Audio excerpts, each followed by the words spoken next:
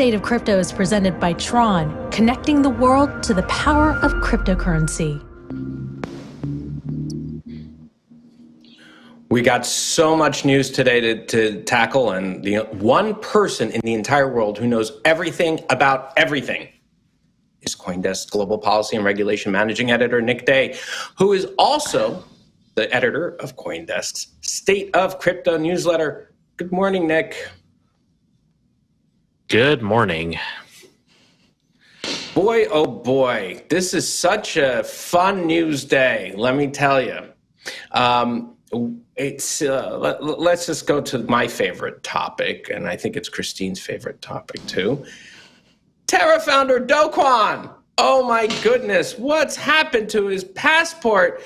Apparently the government of Asia doesn't like him. Yeah, so basically what happened is yesterday, the South Korean Ministry of Foreign Affairs announced that it was invalidating his passport. It's invalidated retroactive to September 2022, but he has 14 days to turn it in. Now, of course, it doesn't look like he's actually in South Korea, so anyone's guess as to whether he'll be able to do so, but he has tweeted in the past that he does not intend to return to South Korea to face these charges that he's accused of. What? And well, on Twitter anyway. He's oh my goodness. He's from when he came on this show, South he said Korea. He's from Asia, and that's why he's and that's there. Where, yes, and that's where that's he what could that only joke is, live. everyone.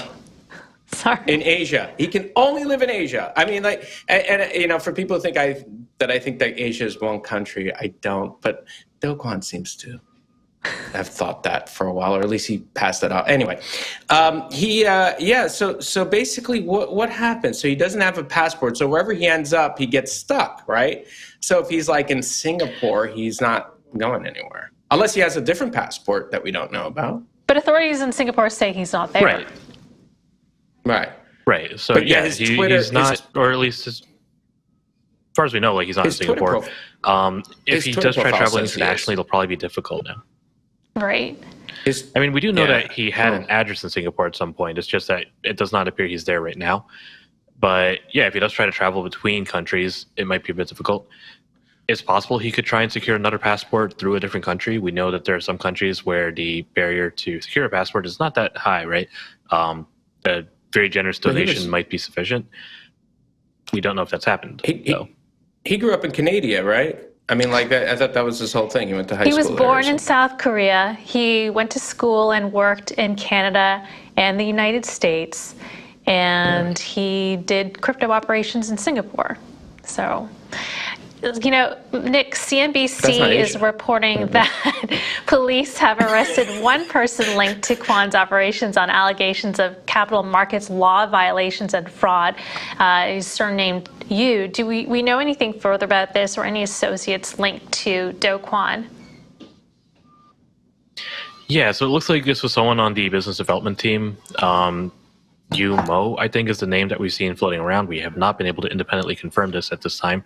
So obviously we don't know for sure that is this individual. But we do know that the Capital Markets Act violations are the same thing that Kwon himself is accused of violating. And so the arrest warrant in his name is based on that same law.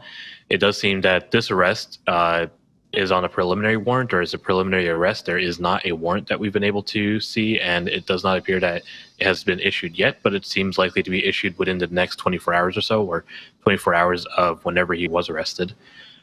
We did reach out to Terraform Labs last night, as well as Kwon himself, seeking comment.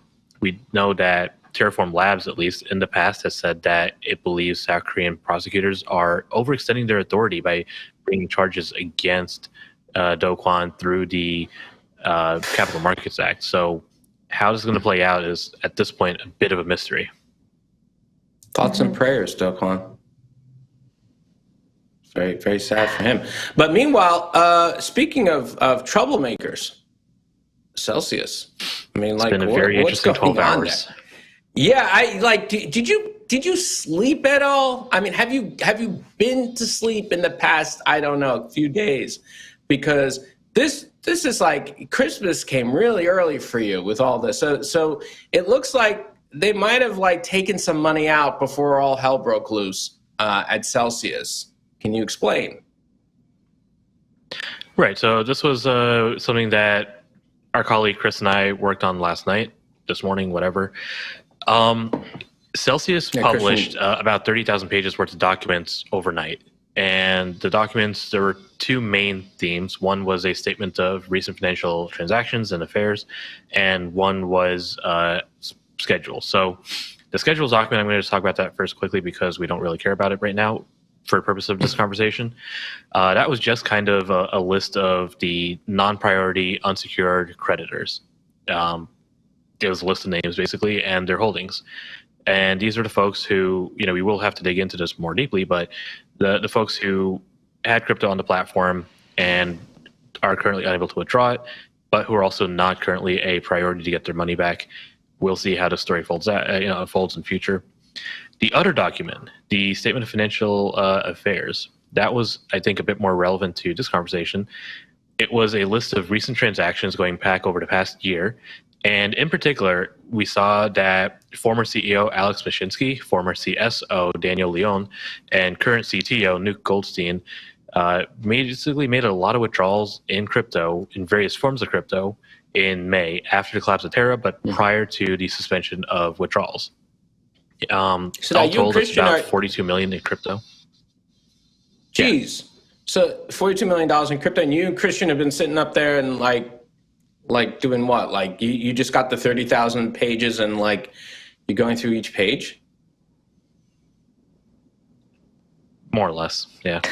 Oh my God! And no one's There's a bit of like Control F involved. I'll help a little bit. Come on, throw a few my way. Nick is pulling in the hours. Fine. Hardest working. We appreciate guy your in generosity, crypto. Loris.